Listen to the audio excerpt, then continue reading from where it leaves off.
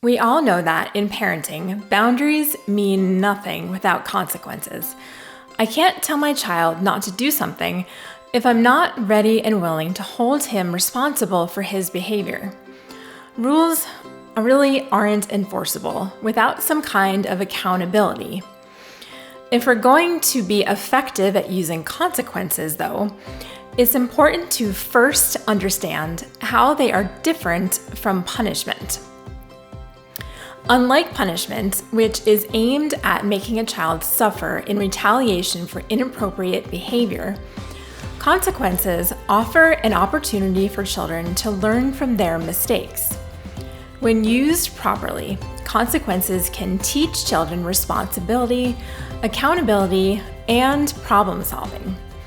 And they bring both security and predictability to children. But sometimes we just can't think of any consequences that would be effective in certain situations. Do we keep sending our kids to their rooms for a timeout? Do we take away every toy and activity until there's nothing left? I'm Marisa from Call to Mothering, and I encourage and equip moms who are raising toddlers to teens. In today's video, I am sharing 8 creative consequences for different types of behavior that are logical, compassionate, and reasonable. Number 1, loss of privileges. This is an easy, logical consequence to fall back on, as it can be applied to so many different situations. If your child is throwing her toys or refusing to share with others, then she loses the privilege of playing with them for the rest of the day. If your child throws a tantrum when you ask her to stop playing with her iPad, for instance, then take that iPad time away or reduce it. You can reduce it for a certain period of time. If your child behaves badly during a play date with their friends, the play date is cut short or she's not allowed to participate in a play date the following weekend. Number 2, removal from fun. Many acts of disobedience or attitude issues happen in the midst of a crazy fun activity. Use this opportunity as a super simple but creative way to let your child know that hitting other kids or disobedience is not allowed. Remove your child from the fun for 10 to 15 minutes and explain to them that if they act properly, they can have fun too. When you're out at a park or dinner, for example, and the child is misbehaving or being disruptive to other children, have them take a time out and sit with you. This time together can be silent and reflective, or it can include talking through the events that took place that led to sitting there. When kids are taken out of the fun, they learn what not to do next time so that they can continue to maximize their time spent playing or engaged in an activity. Number 3, words and letters of appreciation. In order to resolve an issue between siblings and focus on the positives, require your children to say 10 things that they like about the other person.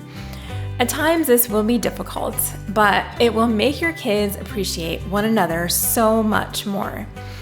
If your child is old enough to write, have him or her write a letter of appreciation or a thank you note to the family members or friends that she has been unkind to.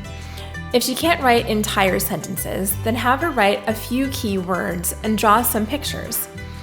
Writing out emotions and seeing why she should love her siblings or friends is a great visual reminder of why she should always be kind. Number 4, close quarters. Paired with the last idea, have the offending siblings sit next to each other on the couch. Instead of allowing them to sit on opposite ends of the couch, make them actually share a seat cushion. Sitting there for 10 to 20 minutes right next to each other will be difficult for your children to stay angry. By the end of the time that they're required to sit, they'll most likely end up talking or laughing about things. And then the disagreement, whatever they fought over, will be totally forgotten about. Number 5, disappearing toys. If children refuse to share or they frequently bicker over a specific toy, then remove that toy from their possession. The toy can be returned when their attitudes have improved. Even if this takes days or maybe even weeks, do not return the toy until your kids have learned that fighting over toys is not allowed. Also, if your child constantly leaves toys lying around the house or refuses to clean his room when asked, put all the toys that aren't put away properly in a bin and take them away for an extended period of time. Number 6, remove your attention.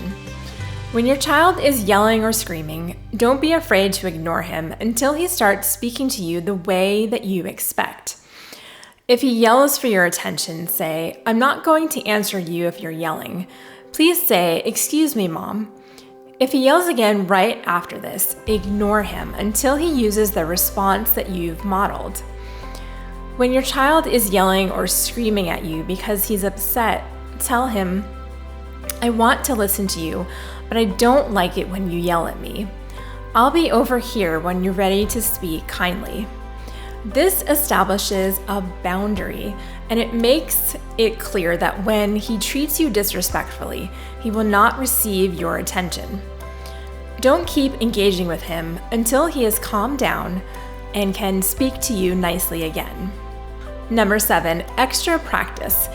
If my child did household chores very sloppily, such as making the bed or sweeping the floor or folding laundry, I would have him or her repeat the chore 2 more times. I would kindly guide the child through the chore and then show them the proper way to complete it. Then he or she had to repeat the chore twice. This is an important consequence in order for children to learn necessary life skills. And finally, have them clean up or fix something themselves. If you have a child who enjoys making messes on purpose, make her clean them up herself. You may have to go back and clean up properly when she's not looking, but this logical consequence will make her realize that her behavior is not as funny or as cute as she originally thought. In the same way, sometimes kids play roughly with their toys or break them out of anger or frustration. When you stop fixing or replacing their toys for them, they will soon learn to respect their belongings and the belongings of others. So these are my top 8 creative consequences for kids.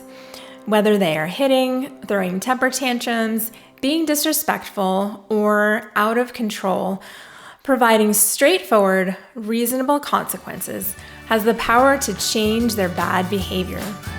Thank you so much for watching, and remember, you are not just a mom.